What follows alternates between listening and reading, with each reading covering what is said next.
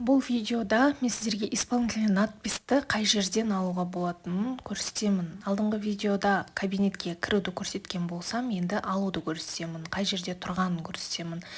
Мінекей мына көк сандар тұрады, соны басасыздар. Басқаннан кейін осылай астыға түсіресіздер.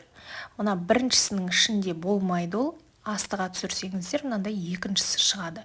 Және осылай түсіргенде ол көбінесе исполнительный надпись деп тұрады, документ деп тұрады. Мына жерде мені көріп тұрсыздар, сандар тұрады. Осы санды мына төмен қарай басқанда скачать етіледі. Кейбіреуінде ол иінмен жазылып тұрады, аты жөнімен тұрады. Сөйтіп әйтеуір тауып аласыздар, осының ішінде болады. Мінекей исполнительный надпись скачать етілді. Енді керек адамыңызға жіберіп, ары қарай жұмысыңызды жасай бересіздер. Менің арнама қолдау білдіріп, тіркеліп кетіңіздер, достарыңызға жіберіңіздер, лайк басып, комментарий қалдырыңыздар.